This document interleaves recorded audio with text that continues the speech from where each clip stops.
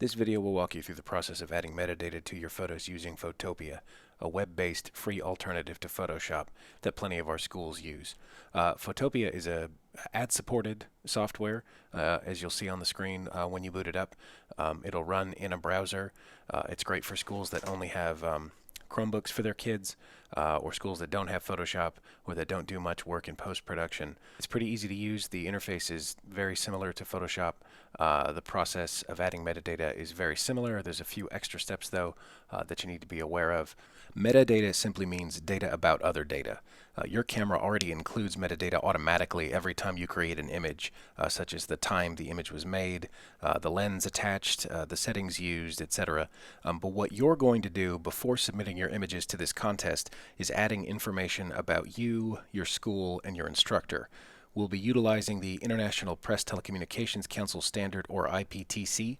Specifically, we're going to utilize the author-creator field, the description field, and the document title field. Think of it as writing down information on the back of a printed photograph or a title card that goes along with a painting or sculpture.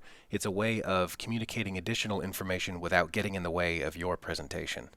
Metadata is crucial to the judging process for the TAPS Fall Photo Contest. Images without proper metadata will be disqualified. You don't need an account to use this software. You can just open the website in your browser, and it looks almost like Photoshop. You'll go to File, Open, and then open the image that you're going to work on. In this case, it's called Baseball 1. We'll open that up. To adjust metadata, you would go to File, and then click on File Info.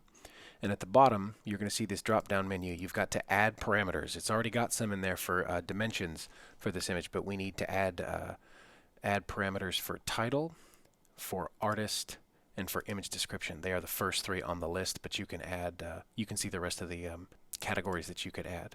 Once you've added those parameters, in title, you're going to fill in the title of the work. This can be whatever you want.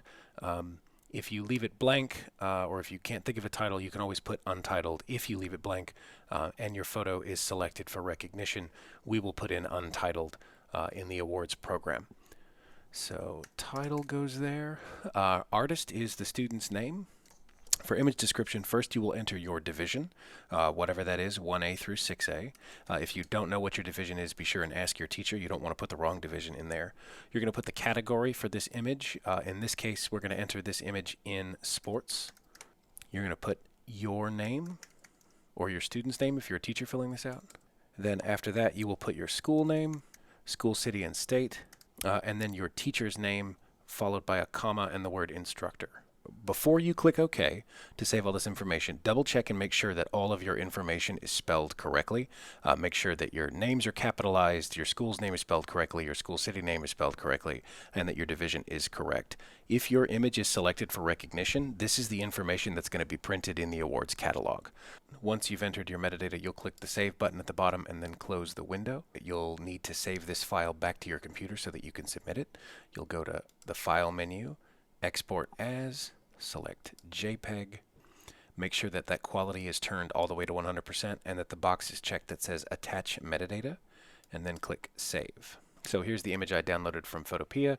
I'm going to right click on it and say Rename. Now this will be different if you're on a Windows machine, but the naming convention that you need to use is the student's last name, underscore, division, so a 1A, 2A, 3A, etc. Ask your teacher if you don't know, followed by another underscore, category, whatever the category for this image is, and then image number. If you're only submitting one, you can put a 1, but this is in case you're submitting multiple images to the same category. That way we don't have the same file names. So once you've got your image correctly named and with the metadata attached, you can upload this to the contest through the Varsity Hype website. If you have any questions or if you get stuck, please feel free to reach out to us at the TAPS office. You can reach us by email, info@taps.biz, and we'll get back to you as soon as possible. Thank you for watching, and we look forward to seeing your entries in this year's contest.